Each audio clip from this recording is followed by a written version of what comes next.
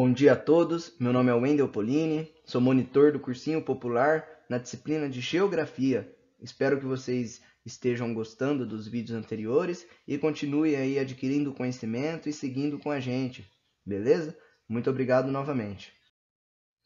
Bom, falaremos aqui, sobre a teoria das placas tectônicas, que afirma que há milhões de anos as massas da Terra eram formadas em um único supercontinente chamado Pangeia, como já mencionei anteriormente, E essa teoria ela foi confirmada pela sua sucessora, chamada teoria das placas tectônicas. Esta parte do pressuposto, que a crosta terrestre está dividida em grandes blocos semirrígidos, ou seja, em placas que abrangem continentes e os fundos oceânicos. Essas, elas se movimentam sobre o magma, que é impulsionada pelas forças vindas do interior da Terra. Portanto, a superfície terrestre não é uma placa imóvel, como era falado no passado.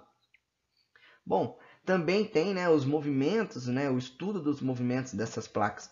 Existe o movimento de convergência, que ele ocorre quando duas placas se chocam e a borda de uma fica debaixo da outra até encostar no manto. Isso daqui tem a subducção, que é um movimento de convergência. Temos um movimento de afastamento, que consiste no distanciamento em duas placas, formando uma lacuna, que é preenchida com fragmentos de rocha oriunda do manto em estado líquido. Temos o movimento de colisão e soerguimento, que corresponde ao choque entre duas placas litosfera. As camadas de rochas elásticas dão origem às cadeias de montanhas, em diversas vezes vulcânicas, Com essas características da formação, temos as cordilheiras dos Andes e o Himalaia, por exemplo. O movimento de deslizamento ele é responsável, em certos casos, pelos abalos sísmicos, e ocorre pelo fato de uma placa locomover sobre a outra, certo? Bom, poderei agora explicar um pouco sobre os vulcões e suas partes. O vulcão ele é uma estrutura geológica em que ocorre o fenômeno natural responsável pelo lançamento do material magmático, cinzas e gases oriundos do interior da Terra para a superfície. O vulcanismo é a atividade pela qual o material magmático atinge a superfície terrestre por meio de fendas abertas em rochas pouco resistentes à crosta terrestre. As áreas de maior instabilidade, que coincidem com as bordas das placas tectônicas, são as de maior intensidade sísmica. Elas constituem o conhecido Círculo do Fogo Pacífico, onde 80% dos vulcões formam um alinhamento que vai da Cordilheira dos Andes até as Filipinas, parando pela costa oeste da América do Norte e pelo Japão. A maioria dos vulcões ocorre em áreas montanhosas, que acompanham as bordas das placas tectônicas. Muitos deles encontram-se submersos. Quando estão distantes da superfície, muitas vezes as erupções nem são percebidas. Entretanto, quando estão em águas raras, podem formar ilhas de cinzas, e em algumas situações a lava que é acrescida ao seu cone acaba por formar novas ilhas vulcânicas, como é o caso do Havaí e da Islândia.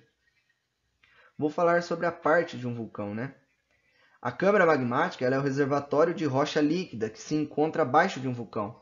Tem origem no manto, o magma faz uma pressão sobre a rocha, criando rachaduras e outros escapes por meio dos quais eles penetram. Quando o magma contido na câmara magmática exerce pressão suficiente para vencer a resistência das rochas que formam o teto da câmara, certo? Chaminé. Chaminé é a passagem pela qual o magma sobe da câmara magmática até a superfície. As chaminés secundárias também podem ocorrer como ramificação da chaminé principal. No caso, as chaminés é a boca do vulcão, isto é, orifício por meio do qual o magma vai até a superfície. E grandes vulcões podem apresentar outros orifícios secundários. O magma, ou a lava, é a rocha derretida que escorre durante a erupção vulcânica. Quando lava quente se solidifica do lado de fora do vulcão, a rocha resultante é chamada de rocha ígnea, ou magmática. Os fluxos de lava podem ser rápidos ou lentos, dependendo da composição da lava. Nuvens de cinza são pequenas partículas de rochas pulverizadas. São minerais e areias que são lançadas no ar durante uma erupção. Esse pequeno fragmento de rocha aquecido pode ser transformado pelo vento a centenas de quilômetros. Nuvens de cinzas vulcânicas podem causar problemas para a aviação, bem como danos a edifícios, certo? Trouxe aqui a imagem para exemplificar para vocês, para ficar mais fácil de se compreender. Bom, os terremotos e suas causas, também conhecidos como abalo sísmico, são tremores que se manifestam na costa terrestre, isso na externa da camada da Terra. Sob o ponto de vista técnico, os terremotos são uma liberação de energia acumulada debaixo do solo. Essa liberação que provoca uma acomodação dos blocos rochosos, dando origem aos tremores. Em termos de intensidade, os terremotos são medidos em um índice chamado de escala Richter, que vai de 1 para os mais fracos e de 10 para os mais fortes. Uma curiosidade, que em 1960 no Chile atingiu 9,5 na escala Richter, foi o mais forte já catalogado. Algumas das causas, são 3 principais. São o desabamento, o vulcanismo e o tectonismo.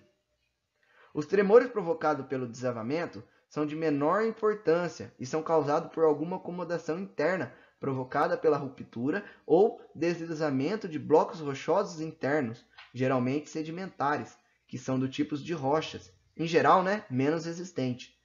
A intensidade desses abalos costumam ser pequenas. Já os tremores provocados pelo vulcanismo podem ser um pouco mais fortes, mas são localizados em áreas próximas a vulcões.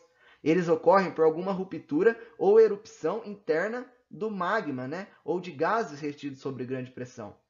Os seus efeitos não costumam ser sentidos a longa distância. O tectonismo, por sua vez, pode ser considerado o principal vilão responsável pelos terremotos. Como sabemos, a crosta terrestre não é uma camada única, mas constituída por inúmeros blocos, chamados de placas tectônicas.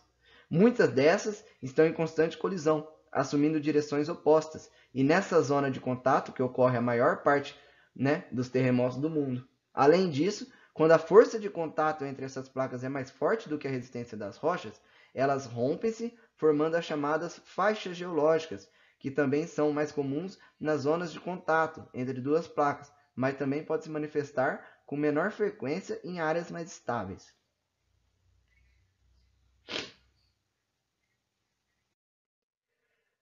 Para finalizar, diferença entre rochas e minerais.